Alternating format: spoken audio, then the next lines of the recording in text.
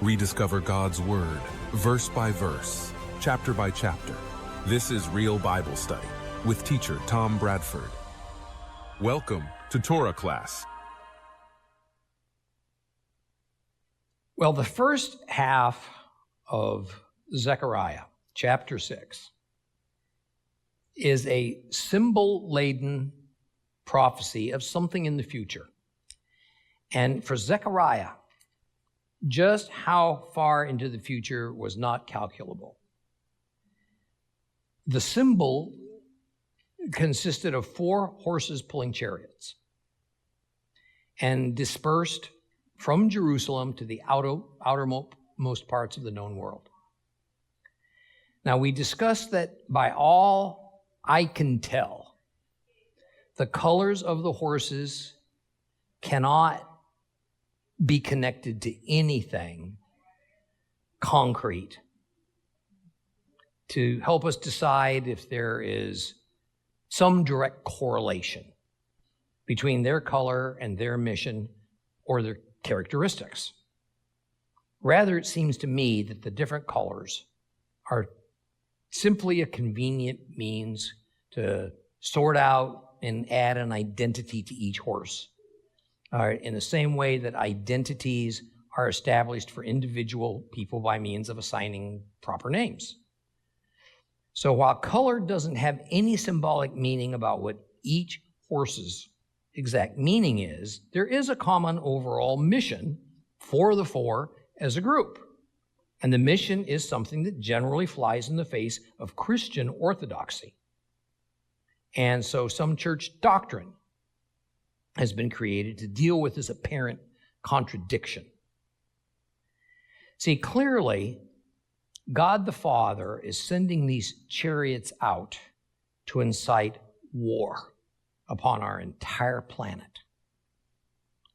And since it is God who is doing it, it is officially holy war, meaning there are rules. And the rules are nothing like the man-made Geneva Convention. These holy war rules are covered by the biblical law of the ban, in Hebrew, the law of Harem. And rule number 1 is God makes the rules. Rule number 2 is that the enemy and all its possessions belong to God, and He'll decide what to do with it all. Now, since there is no tangible or material way to turn over a physical object or a person to God the same way we would give an object or a gift to someone, then the usual solution is to treat those physical objects and people similarly to the way an animal sacrifice is given to God. It is killed and burned up. And while that might seem controversial, even barbaric or unsavory to us, our solution is simply to refer back to rule number 1 and not fret over it. Now, this brings up the second matter. Christianity is very uncomfortable with a God who starts wars and kills people.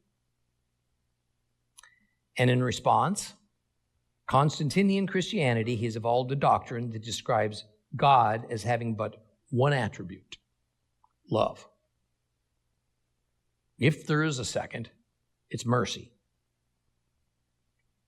There is left no room for a God of justice, punishment, or a taker of blood as retribution. Therefore, it is rather standard within Christianity, though not quite universal, to explain that Jesus has replaced his Father, so mercy has replaced severity.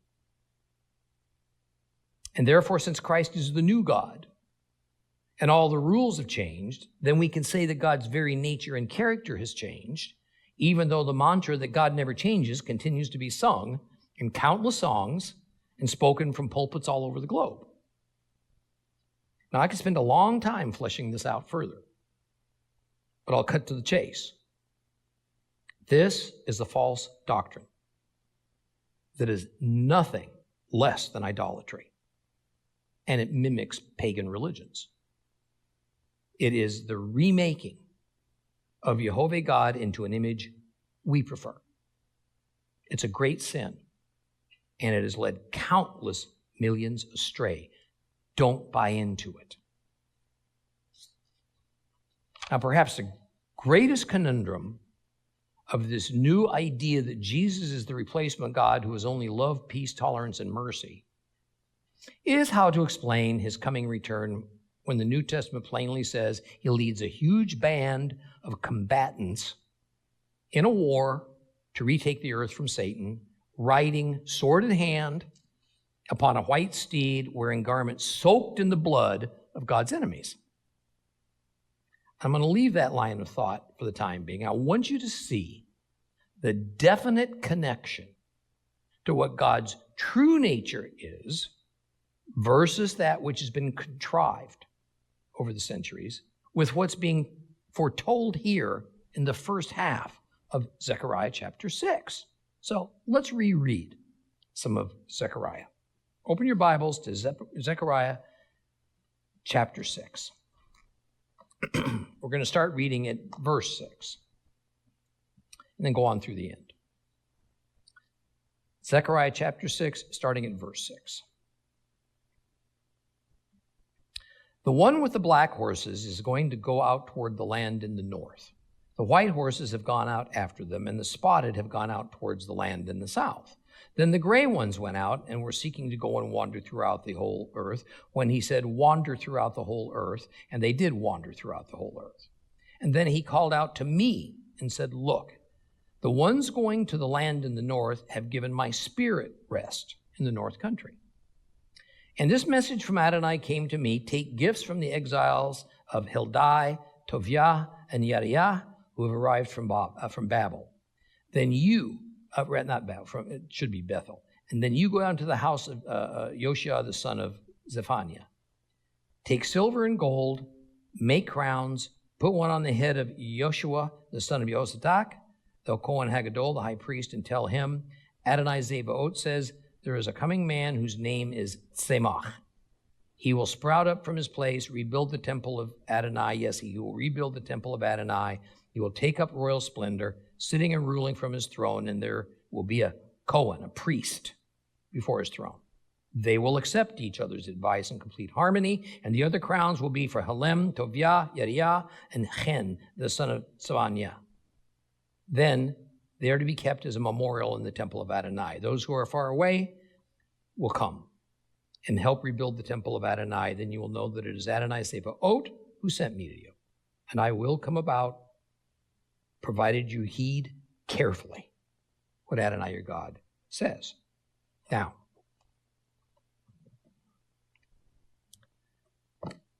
war for our entire planet will be the order of the day, as is prophesied in verse 7. And while the epicenter of the coming conflagration will be Israel, clearly many other parts of the earth are not going to escape severe destruction, because the idea that the 4 chariots are going out to wander the planet symbolically describes just how broad will be the consequence of this future end times battle. That the north and the south are specifically called out is more about emphasis than exclusiveness. That is, it seems that the regions of Israel's historic enemies will be where the bulk of the war and destruction happen. Now, verse 8 is most challenging to discern. The first half of it says in straightforward words that it is God that is delivering this prophetic message, as opposed to, say, a courier or a surrogate, like an angel. It's the second half where the meaning is most difficult. It says something about God's Spirit being taken to the north. Now, if I were to list 6 or 8 of the most common Bible version translation of this verse, you would see 6 or 8 different understandings of it. And while some versions use the word spirit, others use the word wrath. And while some do this, the Hebrew word is ruach, which is nearly always rendered as spirit or wind. On the other hand, a rare form of this word is used a couple of times in the Bible, in Judges and Ecclesiastes, to indicate God's wrath. So which of these translations and interpretations is closer to correct in our Zechariah passage? Well, first, contextually alone, I rule out that we ought to translate ruach as wrath in this case. Rather, what is more likely being explained is that the presence of God is being carried, especially to the northland, by these war chariots. Now, the most widely held belief among Bible commentators is this is speaking about God bringing angry wrath to the northland. I don't think so. See, we must remember the era and the place that this prophecy is being written. The region is generally at peace, and Judah is not suffering oppression because the Persian Empire was now in full swing, and they had a somewhat enlightened view in governing their empire. Further, during this time, some 5 centuries before Yeshua would be born, the universal belief was that all gods were gods only over certain specified territories. The idea that one God would invade the territory of another God, well, that was a most serious thing. And most wars between nations were fought with a belief that this was actually a battle between gods for superiority. For Yehoveh, God of Israel, to say that his spirit, his presence, would be carried to the Mesopotamian region where several other god systems were in operation meant a deliberate encroachment on the territories claimed by other gods. It also meant a claim of sovereignty over, or at least an intent to conquer, a certain nation or a region. This continues with the underlying theme of all Zechariah, in which Yehovah is declaring and claiming his authority, power, and universal sovereignty over every square inch of planet Earth. So the idea is God is planting his flag in a place where the false god systems say he doesn't belong. Here then, the term ruach is neutral. That is, Yehovah is neither bringing wrath nor peace, only his presence. In fact, I think this revelation, while applying to the end time scenarios, is also meant to apply to Zechariah's era, and the returned Jews do find, or are hoping to find, some reassurance in this. That is, God is operating in the very place from which they have returned from exile. And with these startling words, the first series of prophetic oracles to Zechariah, all received in one night, are concluded. So now beginning with verse 9. A new message is imparted to the prophet. And so we see the rather standard prophetic protocol announcing a new oracle. It's important to note that once again, God's formal name, Yehovah, is invoked as the one bringing this oracle to Zechariah, even though nearly all Jewish and English Bible versions obscure it. Verse 10 begins the actual message, which is in the form of an instruction for Zechariah to personally carry out. And it says this: take gifts from the exiles of Heldai, Toviah, Yadiah, who have arrived from Babel, And then you go to the house of Yoshua, the son of Zephaniah. And I will tell you that some say this Babel is Babel. Others will say it's Bethel. I think it's Babel for Babylon. Now, there are some nuances about the way the Hebrews presented grammatically that clouds exactly what's happening here. What is plain enough is that the Jewish exiles are offering a gift of high value to help advance something associated with the temple. Now, where it gets problematic is just who these three named people are and who they represent. The ambiguity allows for one or all to be Jewish exiles from Babylon, but not necessarily exiles that have returned. That is, recalling that probably no more than 5% of Jews living in former Babylon, now Persia, had actually migrated back to Judah. This passage could be speaking about an offering brought by Jews who had made the decision to remain living in Persia, which is why God ordered Zechariah to go to these people to receive their offering. Or some Hebrew language experts think that it could be that only the first name mentioned, Heldai, is a Jew who elected to remain in Persia, while the other two are living in Yehud among the returned exiles. And yet another option is that all three are Jews who had returned from exile, and the reality is we can't possibly know where each of these men fit within the overall Jewish community, but they clearly want to identify with the Holy Land and with the God of Israel.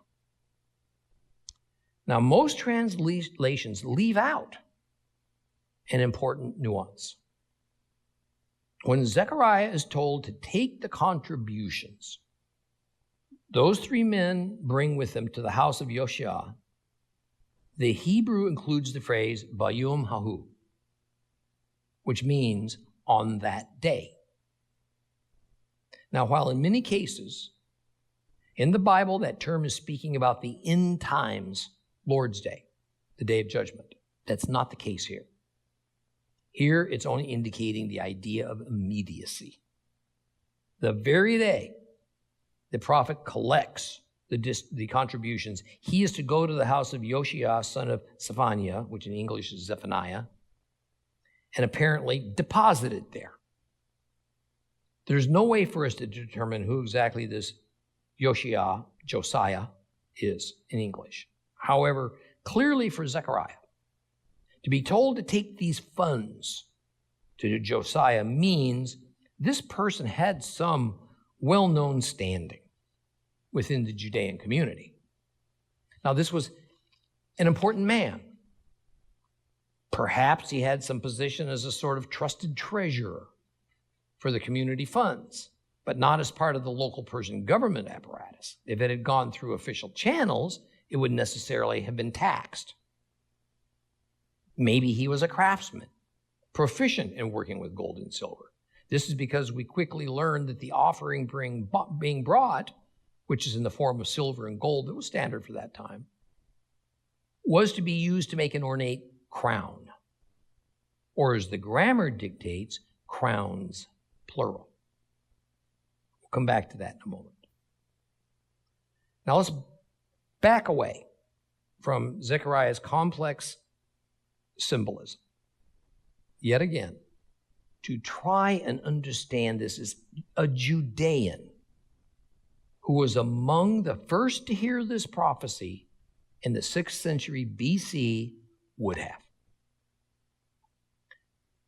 Trying not to be too repetitive, I must continue to impress the strange social and political situation the returned exiles from Babylon found themselves in. Zechariah is fully acknowledging this issue in the precise way he words God's oracle to him.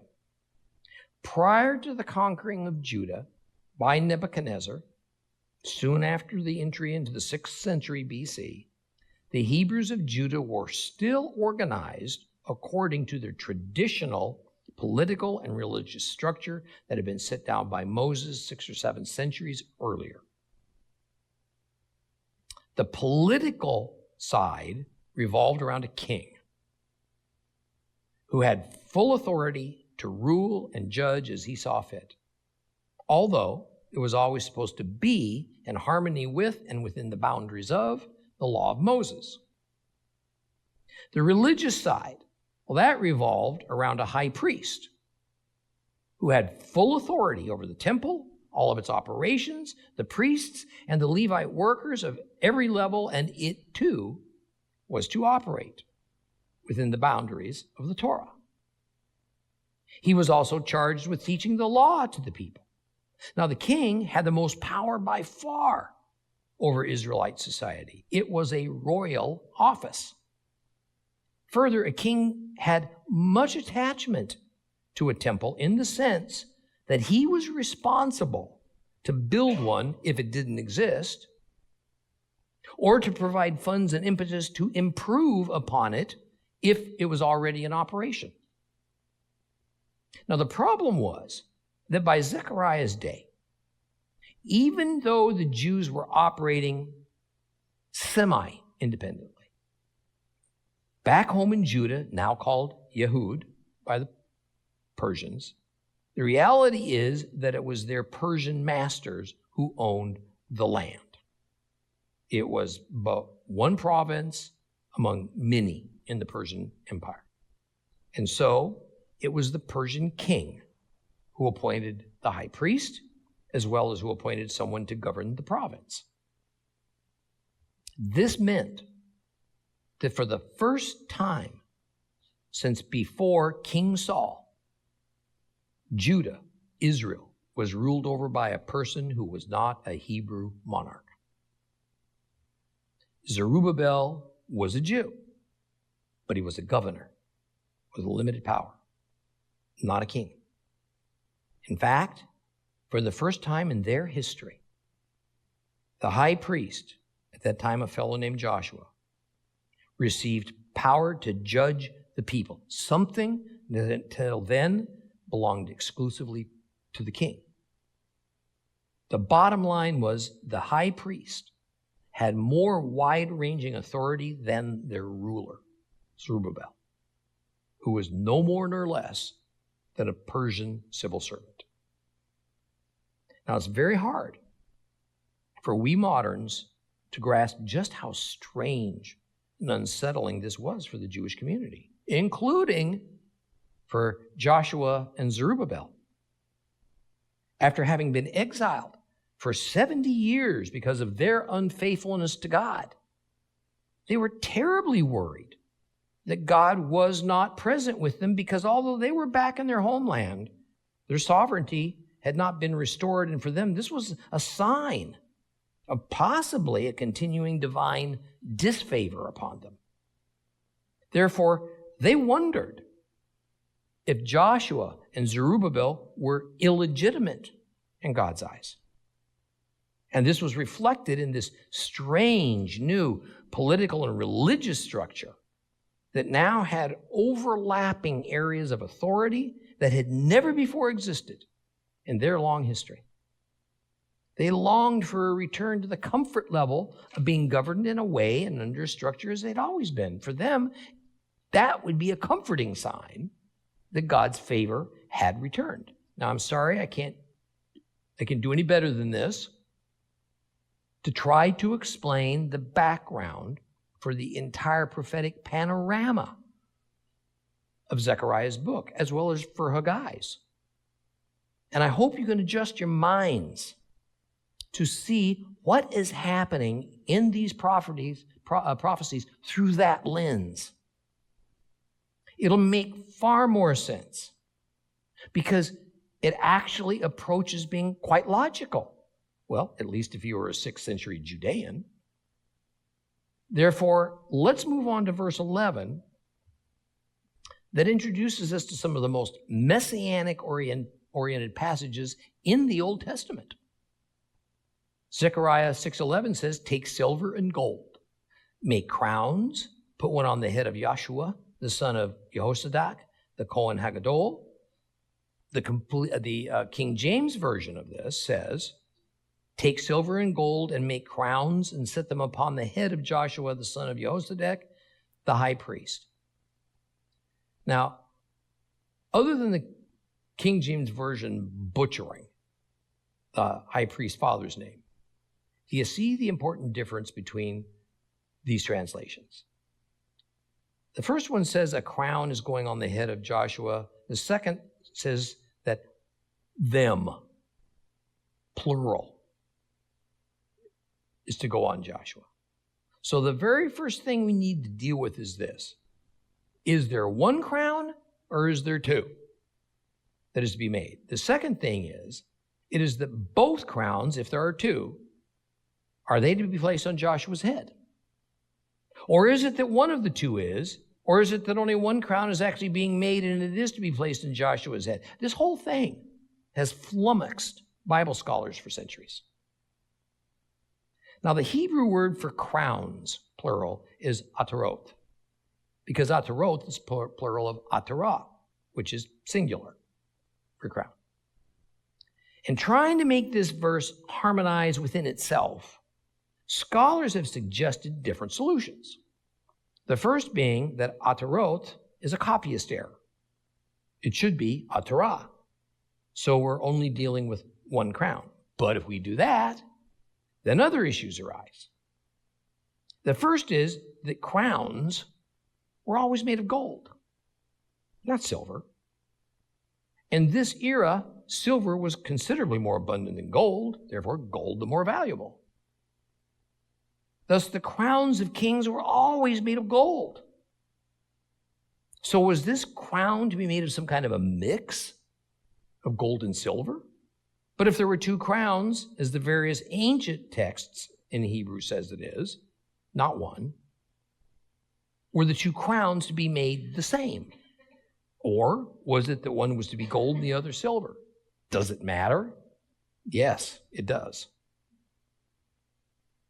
And this is why I took a few minutes to review with you the major boiling social issue that was ever present among the returned exiles about how the Jews' new government in Yehud was structured and how much this troubled them. But now more issues. A high priest didn't wear a crown of any kind. A crown was meant for royalty. So some Bible scholars say that a long time ago, some sloppy editing was done. And that in fact, instead of Joshua being the recipient of the crown, it was supposed to be Zerubbabel. But for some reason, the editor removed Zerubbabel and instead put down Joshua. That is, this was an intentional redaction, not a simple error. Other Bible scholars suppose that originally both Zerubbabel and Joshua were mentioned because there were to be two crowns, not one, to be made. But somehow Zerubbabel got dropped out. Now, all I can tell you, there is not a shred of evidence to support any kind of redaction, error, copyist, or otherwise. Rather, there are indeed two crowns to be made. And for sure, Joshua's to get one of them. It's only that the reason behind this is so cloudy that Bible scholars have been unable to figure it out. Therefore, for them, this has to be an error. Yet when we better understand the circumstances of the times and how silver and gold were valued and the purpose of a crown, then it opens the likely probability that one crown was silver, the other one was gold. And Joshua likely would have received a silver crown, not a gold one. So might then Zerubbabel have received the second crown, the gold crown? Not likely. He was not a king. And if the Persian monarch would have heard of him wearing a king's crown, it would have been an open statement of a rebellion. So then the question is, would Joshua have actually worn a crown? Now, according to the Torah, the high priest was to wear a mitre or a turban. Now, I suspect that although Joshua was presented with a silver crown, it was more a symbol to possess than a piece of official apparel to wear. Now, the symbolism being that Joshua now carried more extensive powers than any prior high priest. Some of those powers resembling the powers usually reserved for the king. But there was more. And that begins to emerge in verse 12. In verse 12, we read, "And tell him, Adonai Sevaot says, there is coming a man whose name is Zemach. He will sprout up from his place and rebuild the temple of Adonai." So, when the crown is handed to Joshua, or perhaps ceremonially placed upon his head, the one who places it there, probably Zechariah, is to say, there is a man, coming a man whose name is Zemach. He will sprout up from his place and rebuild the temple of Yehoveh. It says God's name, not Adonai. Now, before we dissect those words, let's see another translation of this verse that is much more literal. "And say to him, thus said the Yehovah of hosts, behold, a man called the branch shall branch out from the place where he is, and he shall build the temple of Yehovah." Now, branch, shoot, sprout, all synonymous terms for Zemach. The words, behold a man, are to be pronounced to this shoot or sprout or branch. Pontius Pilate uttered these same words about Christ, as the hours of Yeshua's life could now be counted in single digits. Now, this is a picture of Messiah. And most scholars, including Jewish scholars, agree that these might be some of the most important and poignant ever to be found in the Old Testament concerning him. So, because these words are said to Joshua, whose name, by the way, is identical to Yeshua's when spoken in Hebrew, then Joshua is portrayed in this prophecy as a type of Messiah. He is a high priest, but he's more than a high priest. The crown adds a royal quality to his role. Now he must back away again and understand that prophecies typically apply or even happen in the era they are given, and then again later under different circumstances. Thus, the symbolism of Joshua receiving that crown could only be carried out so far, but no farther. Politically and socially, there is no way Joshua could have donned a crown of royalty and survived, any more than could have Zerubbabel. But clearly, when we understand that it is not the action that followed, but rather the symbolism that's the point, then we get it, that the future Messiah was to be a priest king, a combination of a high priest and royal king. As modern believers, when reading this passage, can we legitimately attach a future nature to what is happening here? Or would we only be anachronistically attaching what we are told in the New Testament about Yeshua's future return to Zechariah's prophecy?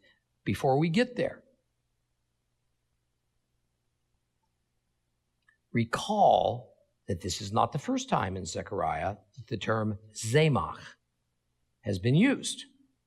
In chapter 3, we first hear about this branch or shoot.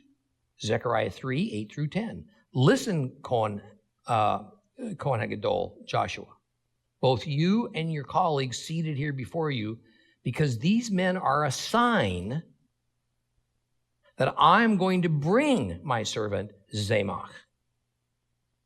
For look at the stone I have put in front of Yeshua.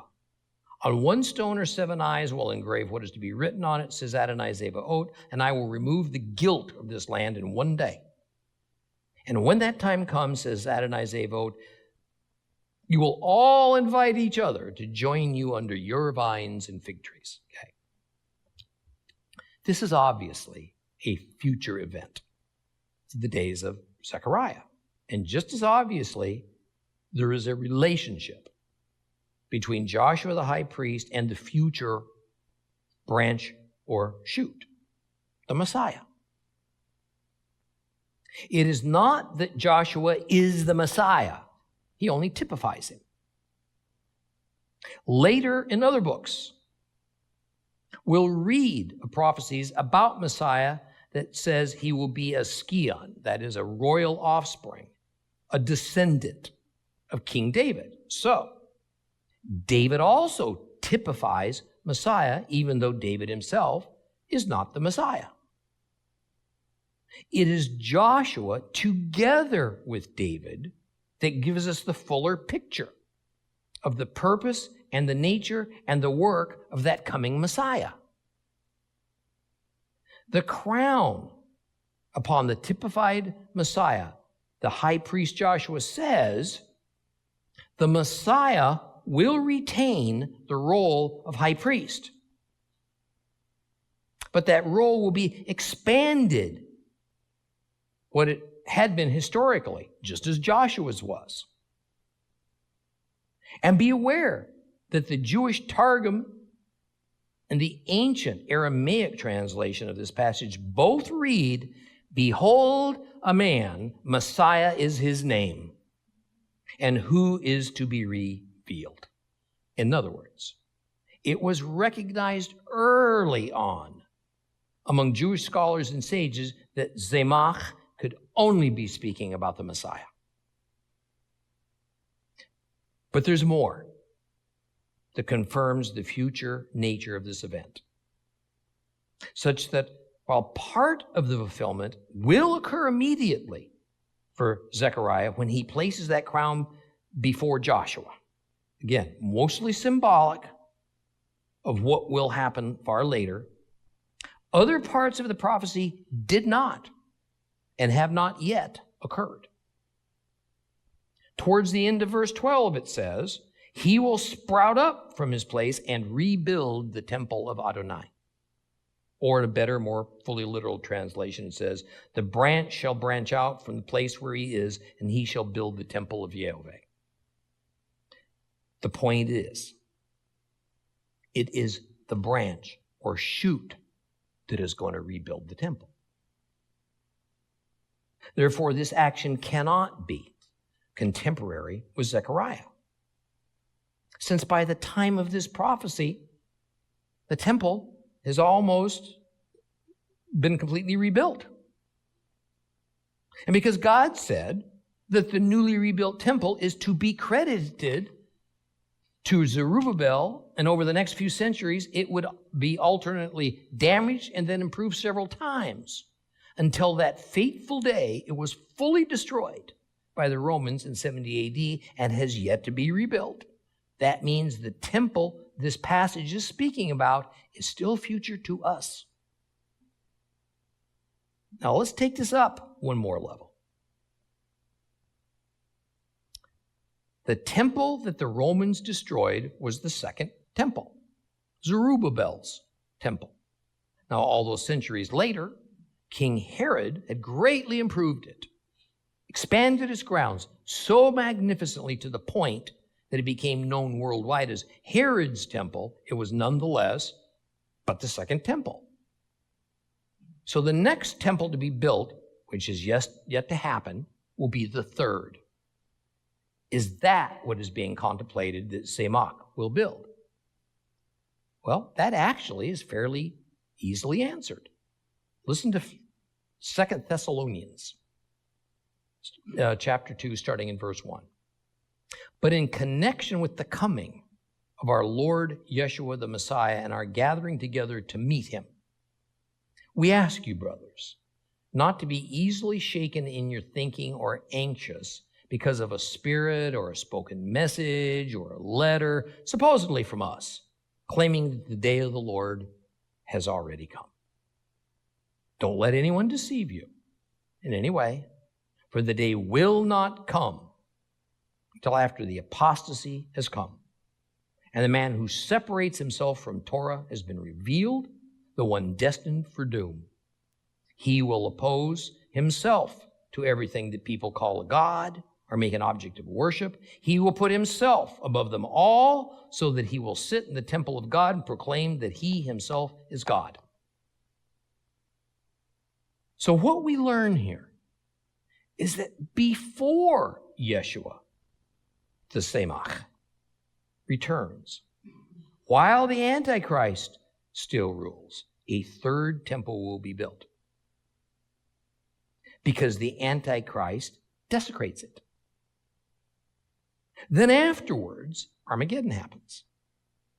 Now, considering what Ezekiel has to say about the amazing coming temple, along with what Zechariah just said, then the temple that the branch, the Messiah, will build must be a fourth temple. Although we don't find specific mention of the destruction of the third temple, we do know that Jerusalem and much of Israel will be decimated in an end times war. It's not imaginable to me that the Messiah is going to repair and rebuild a temple that the Antichrist had brought into existence in order to glorify himself. So to sum it up, a temple to Yehovah will be built by who? By the returned Yeshua. And it is the temple that is best known as the millennial temple that is described in detail in 8 consecutive chapters of the book of Ezekiel, beginning with chapter 40. Let's move on to Zechariah. Zechariah 6:13. Yes, he will rebuild the temple of Adonai, and he will take up royal splendor, sitting and ruling from his throne. There will be a Cohen before his throne, and they will accept each other's advice in complete harmony. I'm afraid the Complete Jewish Bible does a less than stellar job with this verse. Here it is more literally. Yes, he doth build the temple of Jehovah, and he doth bear away honor, and he hath sat and ruled on his throne, and he hath been a priest on his throne, and a council of peace is between both. One of the first issues to address is that the temple the branch is going to construct is not a rebuild. It's a new build. Thus, this will not be a repair, not an expansion of the previous temple, but rather a wholly new one. The second issue is that the branch, agreed that it is the Messiah, is going to sit on the throne. And as this and other prophecies imply, the throne will be in the temple, not in a separate palace. Then there is this strange wording about a priest on the throne and a peaceful harmony between them. And between the two, they will rule and reign, meaning operating the justice system. And just as with the situation with Joshua as high priest, who also bears the uncharacteristic responsibility for judging the people, even wearing a sort of crown, we find it similarly with the coming branch. Admittedly, it is hazy about exactly how all this works, what it will look like, because a most delicate balance is to be achieved. This verse uses grammar that mixes the singular with the plural. That is, on the one hand, it appears that there will be 2 figures at the throne of the new temple, one a priest, the other royalty. But on the other hand, 2 people cannot occupy the same throne simultaneously. Quite mysterious. Of course, mystery is the nature of prophecy, especially since it always combines separate near term and far term. fulfillments. See, the thing is, Joshua, even with bearing a measure of judicial authority that a high priest didn't usually have, in no way was to be seen as a monarch. The high priest never sits upon a throne. But the Zamach, the shoot, or the branch, will be a monarch. And this is verified because it is said that he will sit upon a throne. Thus, in rather typical prophetic style, we find that the first fulfillment of a prophecy will always have the least scope and completeness of all its elements, but a later fulfillment will have a much broader scope and greater completeness. Joshua the high priest is the first fulfillment. The returned Messiah Yeshua will be the final fulfillment with the greatest scope, the highest level of completeness of this prophecy. One final thing for today that is most interesting and revealing. When this verse speaks of the branch as ruling, it uses the Hebrew root word mashal. But there's another common Hebrew verb in the Bible that is equally translated as to rule, and it comes from the root word melech. Now, when we do a word study, we find that in reference to all the kings that come from King David's line, the verb mashal is used only of David, Solomon, and Hezekiah. What makes them unique is that their rule extended beyond the historical borders of Israel. That is, these kings were monarchs over territory and people Israel had won in battle. A territory that is more than what was naturally theirs. When Yehovah's rule over all the earth is discussed, it too uses the verb mashal. However, when the verb melech is used to denote rule, it is of a king over his own natural territory and people. Bottom line, this is just another intricate validation that just as Yehovah is declared ruler over all the earth, so will Yeshua, the branch, become ruler over all the earth as his Father's agent during the period of the millennial kingdom. Okay, we'll close here, and next week complete chapter 6 and get into chapter 7. Okay. For more teachings of real Bible study and to rediscover God's Word with Tom Bradford, visit Torah Class today on the web, streaming TV, or download the Torah Class mobile app.